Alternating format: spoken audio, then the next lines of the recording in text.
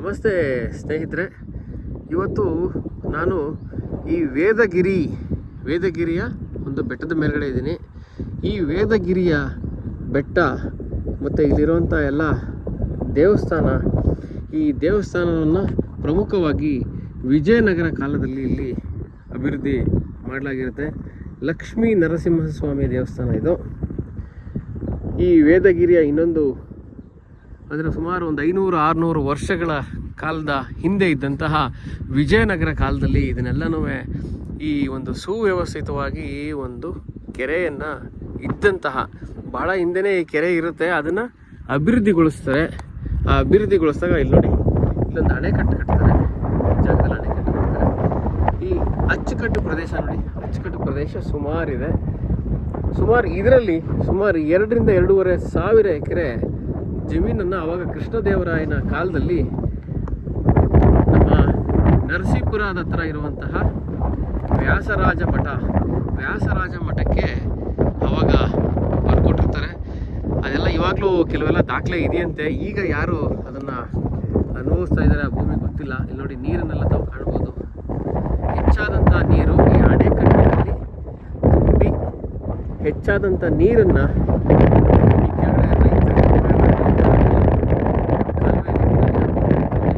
ಮೊದಲು ತುಂಬ ಬಿಡ್ತಾ ಇದ್ದಂತೆ ನೀರನ್ನು, ಈಗ ನೀರನ್ನು ಬಿಡದೆ ಇಲ್ಲಿ ಅಂತರ್ಜಲ ಅಭಿವೃದ್ಧಿ ಆಗಲಿ ಅಂತ ಹೇಳ್ಬಿಟ್ಟು ಈ ಒಂದು ನೀರನ್ನು ಅಲ್ಲೇ ಸಂಗ್ರಹ ಮಾಡ್ತಾ ಇದ್ದಾರೆ. ನೋಡಿ, ಇದೊಂದು ವಿಹಂಗಮವಾದಂತಹ ನೋಟ ನೋಡಿ. ಆಕಾಶ ಮತ್ತು ಭೂಮಿ ಎರಡು ಒಂದು ಕಡೆ ನೋಡ್ತಾ ಇದೆ, ಎರಡು ಸೇರ್ಕೊಂಡಂಗೆ ಇದೆ. ಇದೊಂದು ವೇದಗಿರಿಯ ಬೆಟ್ಟದ ಮೇಲ್ಗಡೆ ಇನ್ನೊಂದು ವಿಶೇಷ ಏನಂದರೆ, ಹಲವಾರು ಪಕ್ಷಿಗಳು ಇದರೊಳಗಡೆ ಇದೆ. ಪಕ್ಷಿಗಳು, ಪ್ರಾಣಿಗಳು ಇಲ್ಲೆಲ್ಲ ನೆಲೆಸಿದ್ದಾವೆ. ಈ ಪಕ್ಷಿಗಳ ಸೌಂದರ್ಯ ನೋಡೋದಕ್ಕೆ ಒಂದು ಚೆಂದ. ಇಲ್ಲಿ ನೋಡಿ,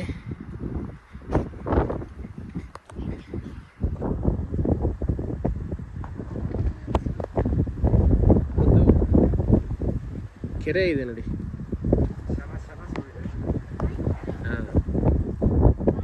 ಕೊಳ, ಒಂದು ಕೊಳ ಇದೆ. ಇಲ್ಲಿ ನೀರಿದೆಯೋ ಇಲ್ಲೋ ಅಂತ ನೋಡೋಣ. ವಾವ್, ನೀರಿದೆ.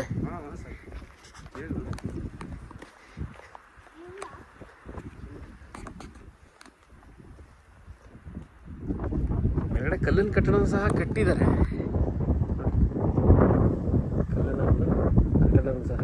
ಇಲ್ಲಿ ನೀರು, ಮಳೆ ನೀರು ಸಂಗ್ರಹ ಆಗುವಂಥ ಒಂದು ಸ್ಥಳ ಇದು.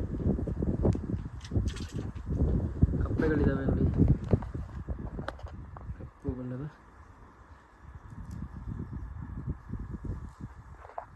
ಕಪ್ಪೆಗಳನ್ನು ನೋಡ್ಬೋದು. ಬಂಡೆಗಳಂತೂ ಅತ್ಯದ್ಭುತವಾಗಿದ್ದಾವೆ. ಈ ಆಕಾಶ ಇವತ್ತು ಬಿಸಿಲು ಇರೋದಕ್ಕೂ ಅದಕ್ಕೂ ತುಂಬ ಚೆನ್ನಾಗಿ ಕಾಣ್ತಾ ಇದೆ. ಕೆಳಗಡೆ ದೇವಸ್ಥಾನ ಇದೆ. ದೇವಸ್ಥಾನದ ಮೇಲ್ಗಡೆ ಈ ಬೆಟ್ಟ ಇದೆ.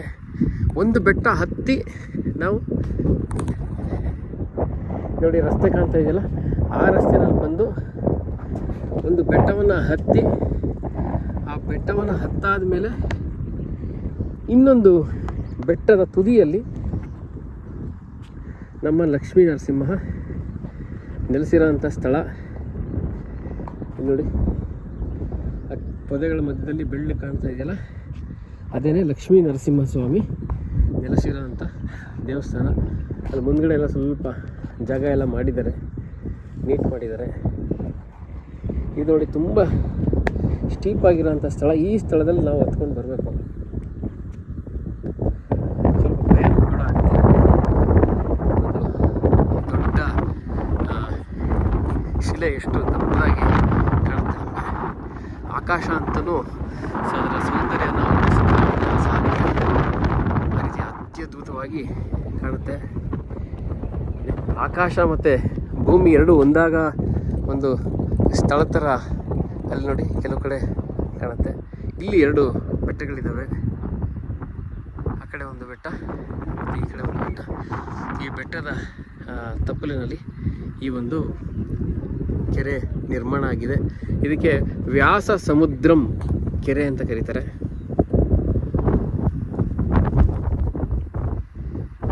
ಈ ಗಿರಿಯಲ್ಲಿ ಯಾವಾಗಲೂ ಸಂಗೀತ ಕೇಳಿ ಬರ್ತಾ ಇರುತ್ತೆ ಮತ್ತು ವೇದಗಳು ಕೇಳಿ ಬರ್ತಾ ಇರುತ್ತೆ ಅಂತ ಹೇಳ್ತಾರೆ ಪುರೋಹಿತರು, ಸ್ಥಳೀಯರು. ನನಗಂತೂ ಪಕ್ಷಿಗಳ ಒಂದು ಇಂಪಾದ ಚಿಲಿಪಿಲಿ ಹುಟ್ಟುವಂಥ ಸ್ವರ, ನವಿಲಿನ ಒಂದು ಸ್ವರ ಕೇಳಿ ಬರ್ತಾ ಇದೆ. ನಮಸ್ಕಾರ, ತಮಗೆಲ್ಲರಿಗೂ ಧನ್ಯವಾದ. ಇದೇ ನೋಡಿ ಸ್ನೇಹಿತರೆ, ನಾವು ಹತ್ತಿದ್ದು ಬೆಟ್ಟ, ಆವಾಗಲೇ ತೋರಿಸಿದ್ನಲ್ಲ. ಇದು ಹತ್ತಬೇಕಾದ್ರೆ ಈ ರೀತಿ ಒಂದು ಸ್ಟೀಪ್ ಆದಂತಹ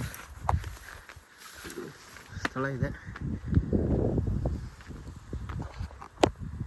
ಇದು ನೋಡಿ, ಹಿಂಗೆ ಮೇಲ್ಗಡೆ ಹತ್ಕೊಂಡು ಹೋಗಿ ತಿರ್ಗಾ ಕೆಳಗಡೆ ಇಳಿಯೋ ಅಂಥ ಒಂದು ಸ್ಥಳ ಇದು. ಇದು ಹೀಗೆ ಹೋದರೆ ನಿಮಗೆ ದೇವಸ್ಥಾನ ಕಾಣಿಸುತ್ತೆ. ಇದು ದೇವಸ್ಥಾನದ ಒಂದು ದಾರಿ.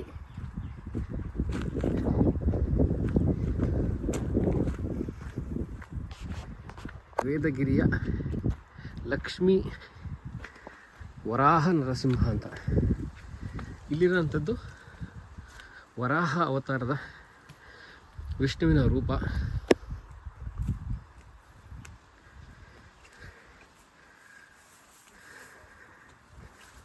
ನೋಡಿ, ಈ ಕಲ್ಲು ಬಂಡೆಗಳಿಂದ ಈ ಥರ ಒಂದು ಕಾಂಪೌಂಡನ್ನು ನಿರ್ಮಾಣ ಮಾಡಿದ್ದಾರೆ. ಅಲ್ಲಿ ಸಹ ಕಾಂಪೌಂಡ್ ಇದೆ. ಅದು ಬಿಟ್ಟು ಇದ್ರ ಮೇಲ್ಗಡೆ ಎಲ್ಲ ಗಿಡಗಳೆಲ್ಲ ತುಂಬ ಬೆಳೆದುಬಿಟ್ಟಿದೆ.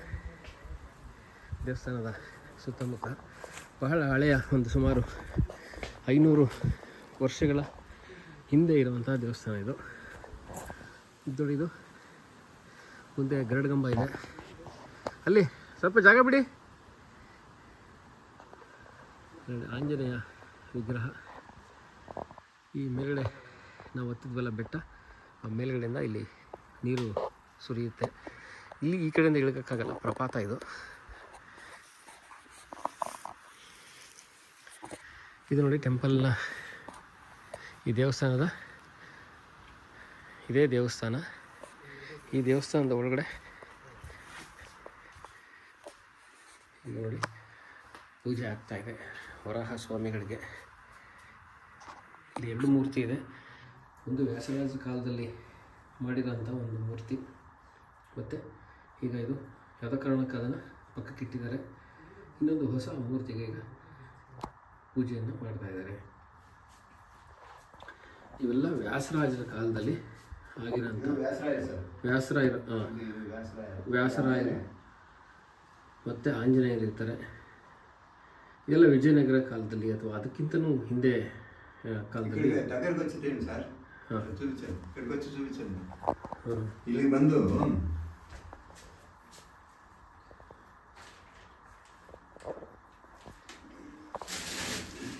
ಗಂಗಾಧರ ಸ್ವಾಮಿಗಳು ಅಂತೇಳಿ ಪೂಜೆ ಮಾಡಿಕೊಡ್ತಾರೆ. ತಂದಕೂರು ಅಂತ ಹೇಳ್ಬಿಟ್ಟು, ಇದು PTM ತಾಲೂಕು, ಆಂಧ್ರ ಪ್ರದೇಶ. ಇವತ್ತು ನಾವಿಲ್ಲಿ ಪೂಜೆಗೆ ಕೊಟ್ಟಿದ್ವಿ. ನೋಡಿ, ಸ್ವಾಮಿ ಅಂತೂ ಹೀಗೆ ನೋಡಿದ್ರೆ ಮತ್ತೊಮ್ಮೆ ನೋಡ್ತಾನೆ ಇರ್ತೀರಿ, ಆ ಥರ ಅದ್ಭುತವಾದಂತಹ ಸ್ವಾಮಿ ಇದು. ಮನಸ್ಸು ಸಂತೋಷ ಪಟ್ಬಿಡ್ತೀವಿ ಒಂದು ಸ್ಥಳಕ್ಕೆ ಬಂದರೆ. ಮಕ್ಕಳ ಜೊತೆಲಿ ಬಂದರೆ ಮೇಲ್ಗಡೆ ಎಲ್ಲ ಒಳ್ಳೆ ಟ್ರಕ್ ಮಾಡ್ಬೋದು. ಮತ್ತು ಇದನ್ನು ನೋಡೋದೇ ಒಂದು ಖುಷಿ. ನಮ್ಮ ಮನೆಯವರು ಒಂದು ಅರ್ಧ ದೂರ ಪ್ರಯತ್ನ ಮಾಡಿದ್ರು, ಹತ್ತಿದ್ರು. ಬನ್ನಿ, ವ್ಯಾಸ ಸಮುದ್ರಕ್ಕೆ ಒಂದು ಸರಿ ಬಂದು ಇಲ್ಲೆಲ್ಲ ವಿಸಿಟ್ ಮಾಡಿ. ನಿಮಗೆಲ್ಲರಿಗೂ, ನಮ್ಮ ಎಲ್ಲ ಸ್ನೇಹಿತರುಗಳಿಗೂ ಬರಲಿ ಅಂತ ಇಲ್ಲಿ ಒಂದು ಆಹ್ವಾನ ಈ ಮೂಲಕ. ನೋಡಿ, ಸ್ವಲ್ಪ ಅಸ್ತವ್ಯಸ್ತ ಆಗಿದೆ, ತುಂಬ ಹಳೆಯ ದೇವಸ್ಥಾನ ಆಗಿರೋದ್ರಿಂದ. ಮತ್ತು ಇಲ್ಲಿ ಬರೋದು ರಸ್ತೆಯೂ ಸಹ ಅಂತ ಚೆನ್ನಾಗಿಲ್ಲ, ಕಷ್ಟಪಟ್ಕೊಂಡು ಬರಬೇಕು.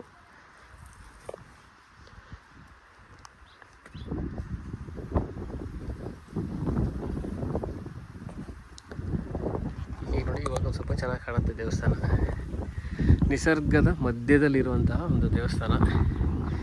ಪ್ರಕೃತಿಯ ಸೊಬಗು, ಆಧ್ಯಾತ್ಮಿಕತೆ ಮತ್ತು ಪಕ್ಷಿಗಳ ಒಂದು ಕಲರವ ಇದೆಲ್ಲನೂ ಕೇಳಿಕೊಂಡು ನೆಮ್ಮದಿಯಿಂದ ನೀವೆಲ್ಲ ಆರಾಮಾಗಿ ಹೋಗಿ ಅಂತ ಹೇಳ್ತಾ ಇರ್ತೀನಿ. ನಮಸ್ಕಾರ. ಇದು ನೋಡಿ, ಸುಮಾರು ಒಂದು 100-150 ಮೀಟ್ರ್ ದೂರದಲ್ಲಿ ನಾವು ಹತ್ಕೊಂಡು ಬಂದಿದ್ದೀವಿ ನೋಡಿ ಈ ಬೆಟ್ಟನ. ಭಾಳ ಕಡದಾದಂತಹ ಬೆಟ್ಟ ಇದು. ಈ ಬೆಟ್ಟದ ಮೇಲ್ಗಡೆಯಿಂದ ನಾವು ಹತ್ಕೊಂಡು ಬಂದು ಈ ಒಂದು ಮೇಲ್ಗಡೆ ಸುತ್ತುತ್ತಿನ ತಲುಪಿದ್ದೀವಿ. ಇದು ವ್ಯಾಸ ಸಮುದ್ರಂ. ನಮಸ್ಕಾರ, ಧನ್ಯವಾದಗಳು.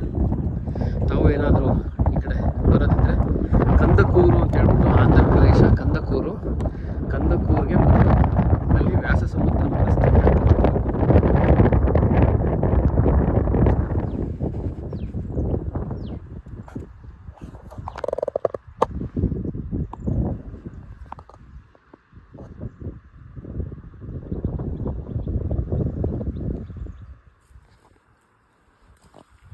ನೋಡಿ, ಇದೇ ಸ್ಥಳದಲ್ಲಿ ಈ ನೀರಿರೋಂಥ ಒಂದು ಕೊಳದಲ್ಲಿ ನೋಡಿ ಕಮಲ ಒಂದು ಅರಳ್ತಾ ಇದೆ.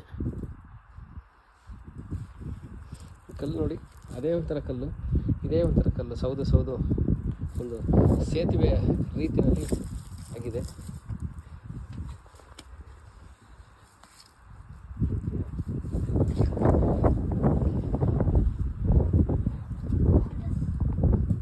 ಎಷ್ಟು ಚೆನ್ನಾಗಿದೆ ನೋಡಿ. ಬಂಡೆ ಇದೆ, ಬಂಡೆಗಳ ಮಧ್ಯದಲ್ಲಿ ಈ ಒಂದು ಚಿಕ್ಕದೊಂದು ಕೊಳ, ಸ್ವಾಭಾವಿಕವಾದಂಥ ಕೊಳ. ಇದು ಯಾರು ಮನುಷ್ಯ ನಿರ್ಮಿತ ಅಲ್ಲ, ಆದರೆ ಇದಕ್ಕೆ ಕೆಲವು ಕಲ್ಲು ಕಟ್ಟಡಗಳನ್ನು ಕಟ್ಟಿ ಆ ಸ್ವಾಭಾವಿಕವಾದಂಥ ಕೊಳದಲ್ಲಿ ನೀರು ಯಾವಾಗಲೂ ನಿಲ್ಲೋ ಥರ ಮಾಡಿದ್ದಾರೆ. ಅದರೊಳಗಡೆ ಕಮಲದ ಎಲೆಗಳೆಲ್ಲ ಅರಳಿ ನಿಂತು ನೋಡಿ. ಎಷ್ಟು ವಿಶೇಷ ಅಂದರೆ, ಪ್ರಕೃತಿನಲ್ಲಿ ಕಮಲದ ಎಲೆ ಕೆಸರು ಥರ ಇರೋಂಥ ನೀರಲ್ಲಿ ಮಾತ್ರ ಬೆಳೆಯೋದು. ಮತ್ತು ಅದಕ್ಕೆ ಏನೇನು ಅವಶ್ಯಕತೆ ಇದೆಯೋ ಗೊತ್ತಿಲ್ಲ. ಎಂತೆಂಥ ಕಡೆನೂ ಬೆಳೆಸೋಕ್ಕಾಗಲ್ಲ ಅದನ್ನು. ಯಾವುದೋ ಪ್ಲಾಸ್ಟಿಕ್ ಹೂವು ಥರ ತಂದು ಬೆಳೆಸ್ತಾರೆ. ಆ ಕಮಲದ ಎಲೆ ಮತ್ತು ಕಮಲದ ಹೂವು ಅರಳಬೇಕಾದ್ರೆ ಕೆಸರಿರಬೇಕು. ಈ ಒಂದು ದಟ್ಟ ಕಾಡಿನ ಮಧ್ಯದಲ್ಲಿರೋಂಥ ಇಲ್ಲಿ ನೋಡಿ, ಅದು ಸ್ವಾಭಾವಿಕವಾಗಿ ಬಂದು ಅರಳಿದೆ. ನಮಸ್ಕಾರ.